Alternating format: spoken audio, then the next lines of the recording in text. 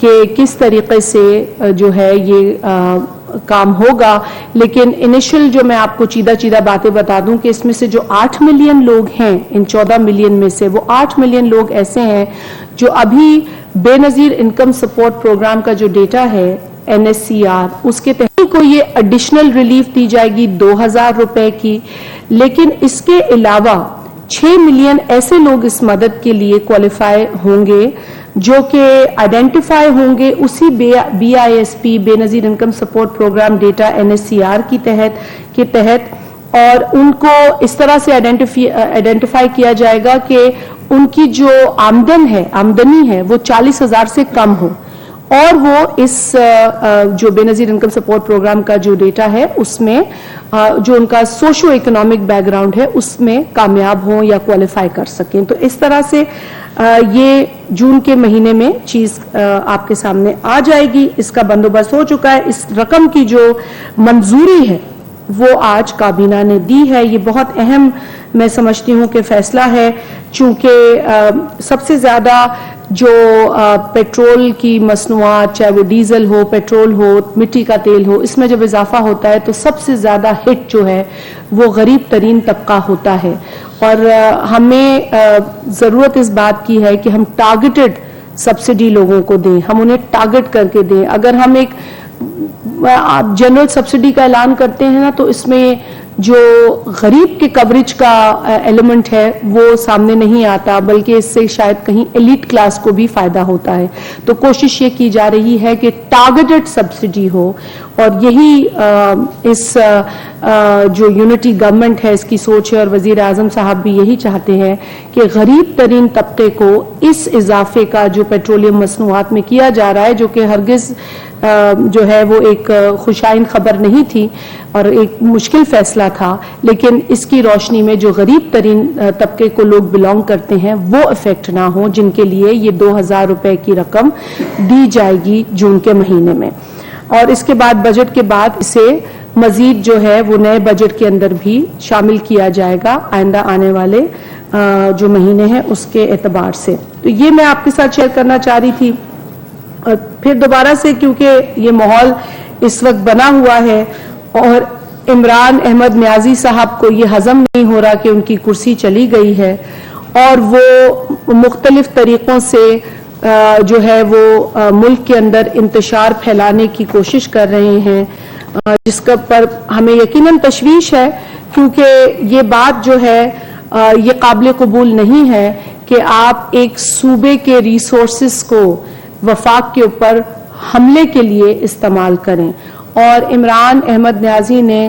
کل غالباً کسی ٹی وی چینل پر بیٹھ کر اس بات کا اعتراف کیا ہے ڈھٹائی کے ساتھ کہ جی جو جتھے ہم لے کر آئے تھے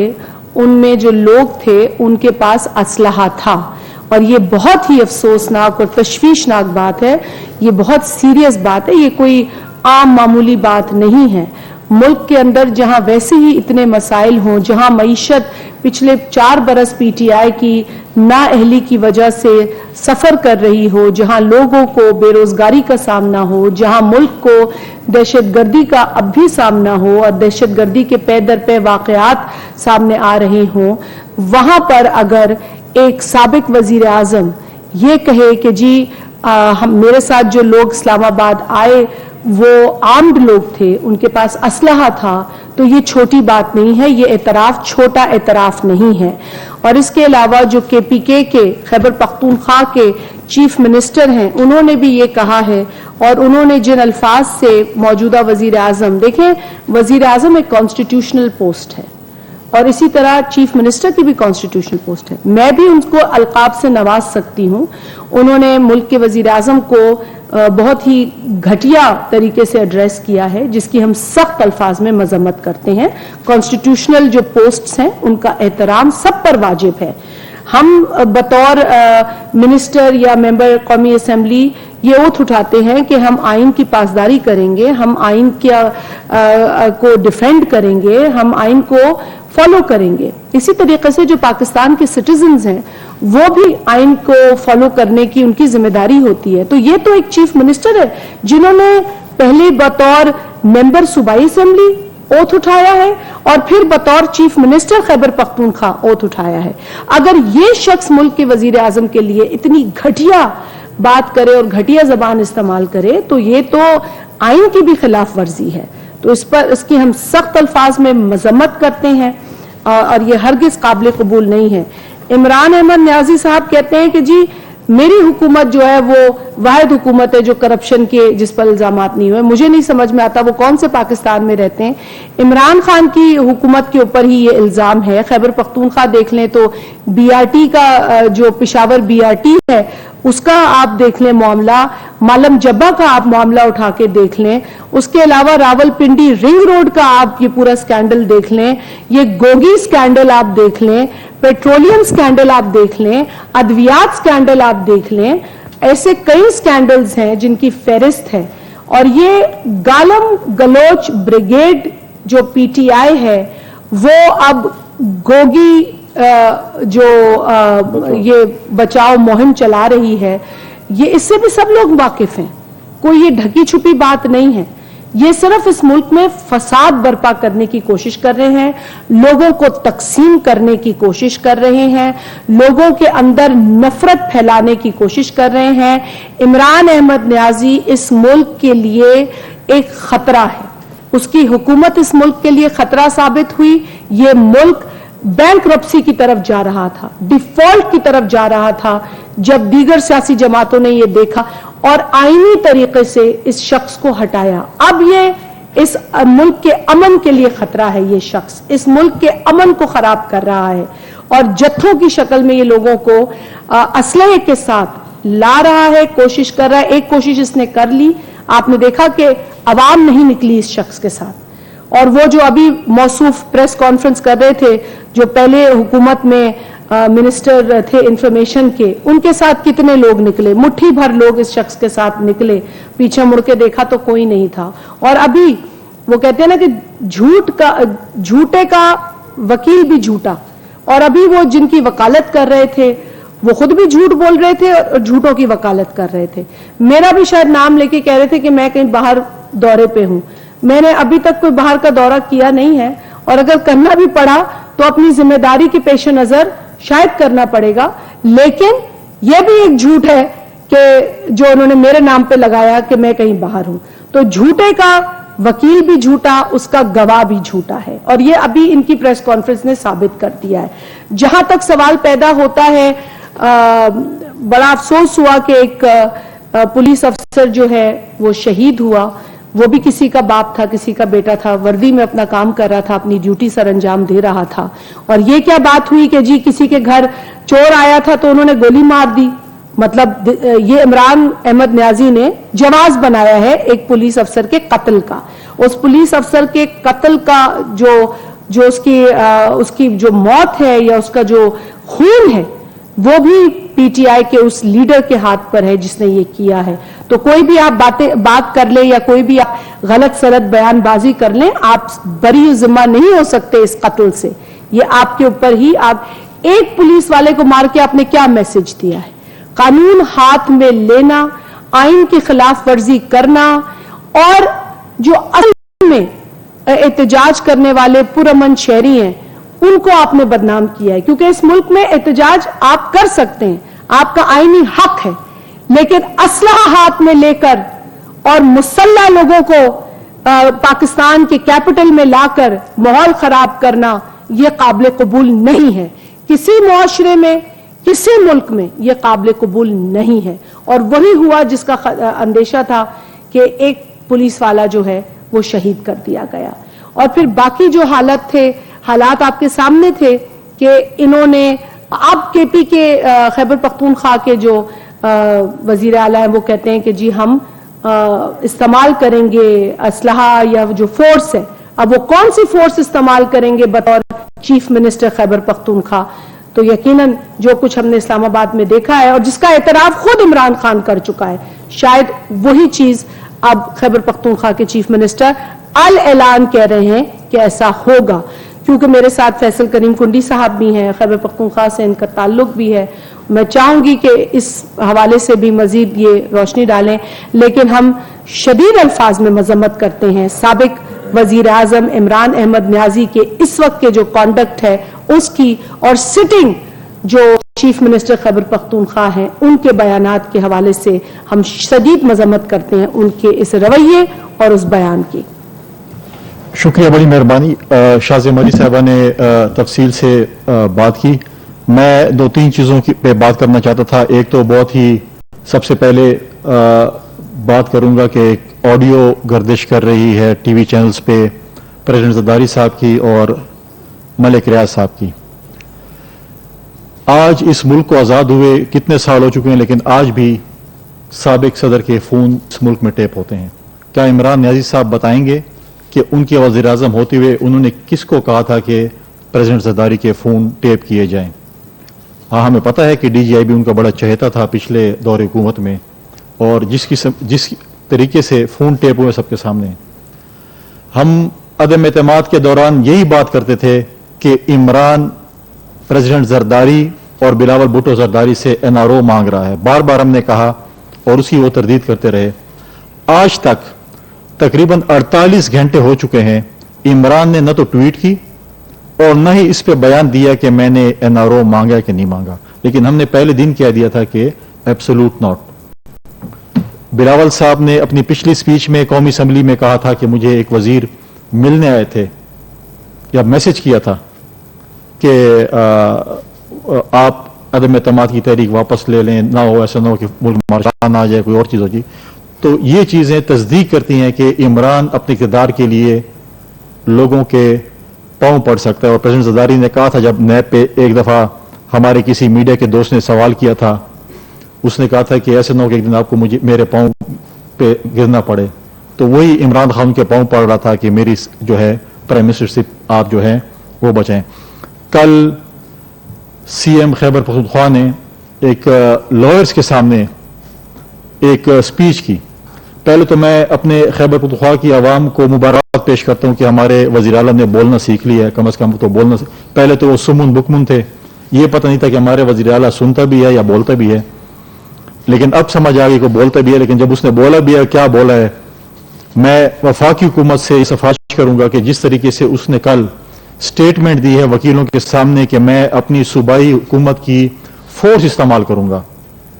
پولیس استعمال کروں گا وفاق پہ حملے کے لیے، میں سمجھتا ہوں کہ اس نے آئین اور قانون کی خلاف ورزی کی ہے۔ میری سفارش ہوگی وفاقی حکومت سے کہ اس کے اوپر آرٹیکل 6 لگائے کہ جو وزیر اعلیٰ اس قسم کے بیانات دیتا ہے، اور دن کے وقت دیے، اگر شام کا وقت ہوتا پھر بھی ہم کہتے کہ چلو آدھا بیان مان لیتے ہیں اور آدھا نہ مانیں۔ ہمیں وہ دن بھی یاد ہے، آپ کو بھی یاد ہے، جب یہ شروع میں وزیر اعلیٰ بنا تھا اور سوات میں اس کو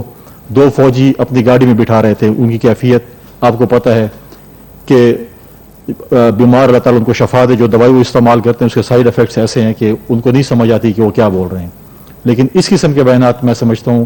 یہ وہ وزیر اعلیٰ ہیں جنہوں نے اپنے دور حکومت میں جب وہ وزیر تھے سرکاری فنڈ اپنے ذاتی اکاؤنٹ میں ڈال دیا تھا۔ ان کے اوپر بھی کرپشن کے جو چارجز ہیں وہ سب کے سامنے ہیں۔ آج اگر آپ دیکھیں ایک لیڈر جو کبھی اپنے آپ کو شہید ذوالفقار بھٹو سے تشبیہ دیتا ہے، کبھی محترمہ بینظیر بھٹو سے کی باتیں کرتا ہے عمران خان نیازی صاحب، اور ہمیں کہتا تھا کہ آپ لوگ کہیں کہ بھٹو کہاں زندہ ہے، ہم کہتے تھے کہ بھٹو کا نظریہ زندہ ہے، لیکن بھٹو آپ کی طرح نہیں تھا۔ آپ نے جا کر کے پی کے میں وزیر اعلیٰ ہاؤس میں ایک سیاسی پناہ لے لی ہے۔ آپ تو چند دن پہلے پولیٹیکل لیڈرز کو چوہوں کا خطاب دے رہے تھے، سب سے بڑے چوہے تو آپ ثابت ہوئے کہ آپ وزیر اعلیٰ ہاؤس سے باہر ہی نہیں نکل رہے۔ انہوں نے کے پی کے شفٹ کر لی ہے اور آدھی پی ٹی آئی کے لیڈران جو ہیں وہ خیبر پختونخوا سے اسلام آباد میں پڑے ہوئے ہیں۔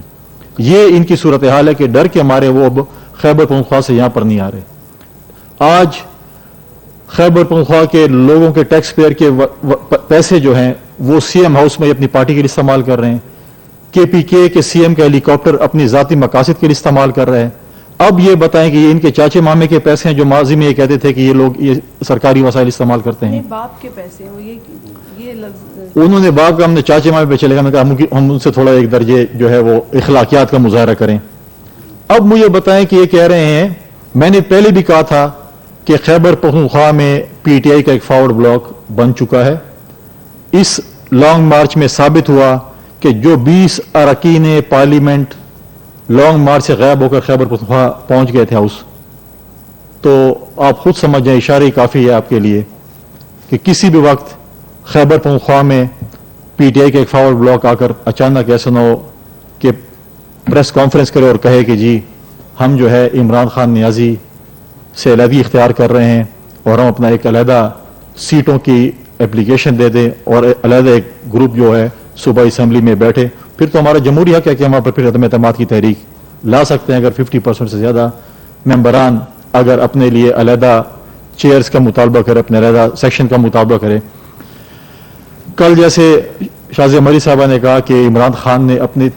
ایک پرائیویٹ چینل میں انٹرویو دیتے ہوئے کہا کہ ہمارے لوگوں کے پاس اسلحہ تھا، لہٰذا ہم انٹیریئر منسٹر سے یہ کہیں گے کہ اگلے مارچ میں جو لانگ مارچ کی توقع ہے اس کی بےزتی ہے، اگر وہ لانگ مارچ کی بات کریں گے، ایک کوئک مارچ انہوں نے کیا پشاور سے اسلام آباد تک، اس کے اوپر خاص نظر رکھی جائے۔ ابھی بھی انہوں نے جو کمٹمنٹ کی تھی سپریم کورٹ میں کہ H9 سے آگے نہیں جائیں گے، اس نے کمٹمنٹس کو توڑا۔ پہلے ان کا وفد خیبر پختونخوا ہاؤس میں انہوں نے لینڈ کیا اور فیس سیونگ کے لیے مطالبے کر رہے تھے، اندر آ کے وہ پاؤں پڑتے ہیں، باہر جاتے ہیں تو پھر اور باتیں کرتے ہیں۔ لہٰذا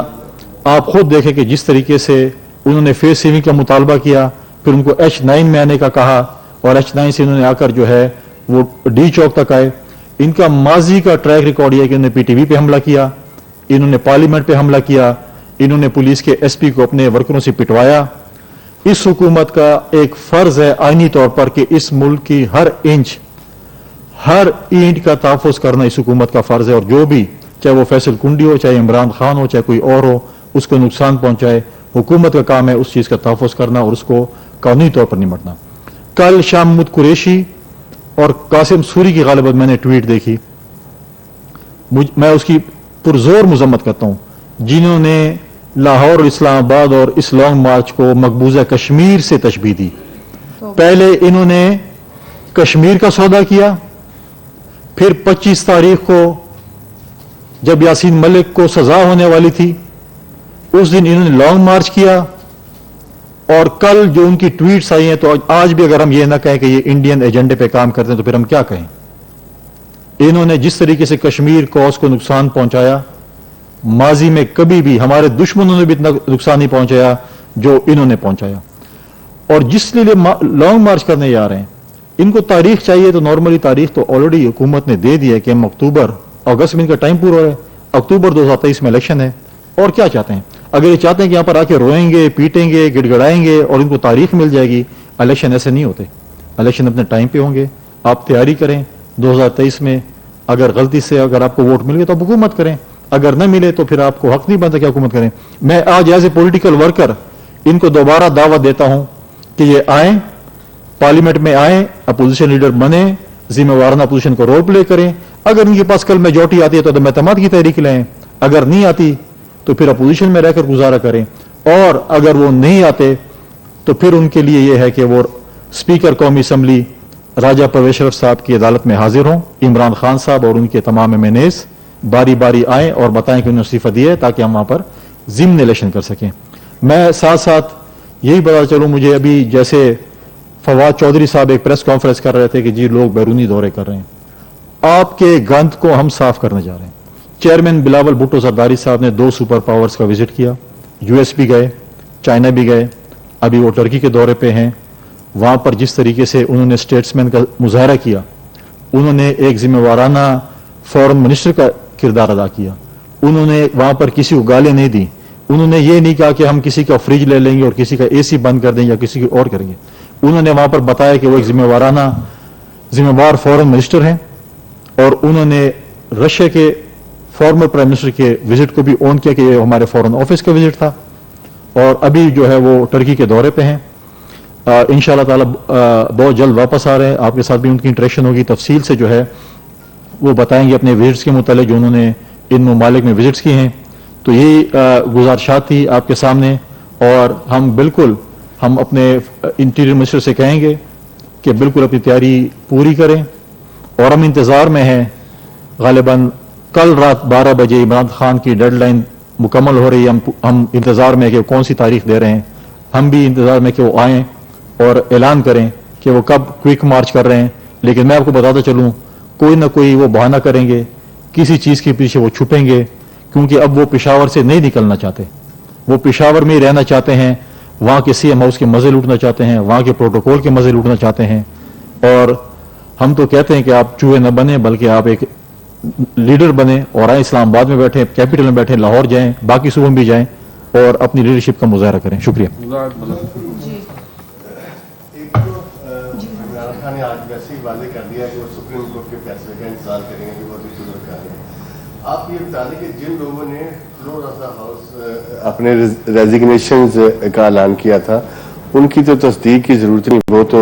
शायद उसमें क्या कौन सा अमर माने है कि उनके इस्तीफे मंजूर नहीं किए जा रहे। बीआईएसपी के जो पिछले दौर के अंदर जो लोग थे, काफी कुछ लोग जो है वो बड़े बड़े अच्छे अच्छे उहदों पे थे, उन्होंने अपनी बीवियों के नामों के ऊपर कोई और बाकी, क्या आप इसको बढ़ाने की कोशिश करेंगे 40,000 से ज्यादा? क्योंकि आजकल की सिचुएशन के मुताबिक 40,000 भी तो इतनी बड़ी रकम नहीं है। और जिन बेचारों ने कभी पासपोर्ट बनवाए थे उनके नाम भी निकाल दिए गए थे, क्योंकि सम टाइम पासपोर्ट बनवाया जाता है उम्रे के लिए, और उम्रे के लिए गरीब अपनी जमा पूंजी भी पूरी करता है। तो ये चीजें आप मद्देनजर रख रहे हैं? जी, 2 सवाल आपने किए। पहला सवाल तो ये है कि जिन लोगों ने इस्तीफा दिया था पीटीआई से, जिनका ताल्लुक था, तो उनके इस्तीफों के हवाले से क्या हुआ? आपको पता है कि पीटीआई ने 2014 में भी इस्तीफों का ड्रामा किया था, और जो 126 दिन का उन्होंने धरना दिया था, उसके बाद जो उस वक्त के स्पीकर थे अयाज सादिक साहब, उन्होंने तो बड़ा वाज़े बता दिया था कि उस वक्त उन्होंने टेलीफोन करके मिन्नतें तरले करके कहा था कि हमारे इस्तीफे भी कबूल न करें और जो हमें तनख्वाह है वो भी दी जाए। तो ये तो इनका ड्रामा है। दूसरी बात ये कि अब जो इन्होंने इस्तीफे दिए वो भी उतना ही ड्रामा है जितना 2014 का था, क्योंकि इस्तीफे देने के बाद ये जो है ये वहां पे पार्लियामेंट लॉजेस में रह रहे हैं, सैलरीज भी इनको मिल रही हैं, और जो मिनिस्टर हजरात थे वो मिनिस्टर एनक्लेव में रह रहे हैं, वो घर छोड़ने को भी तैयार नहीं है, गाड़ियां देने को तैयार नहीं है। तो देखिए, अगर मैं ये तहिया कर लूं कि जी मैंने इस्तीफा दिया, तो इसका मतलब ये है कि मैं उस चीज से अलग हो रही हूं और मैं जो मरात है वो भी नहीं लूंगी। उसूली लोग तो ये काम करते हैं, लेकिन ये कैसे उसूल है कि इस्तीफा दे देते हैं और सैलरी भी खा रहे हैं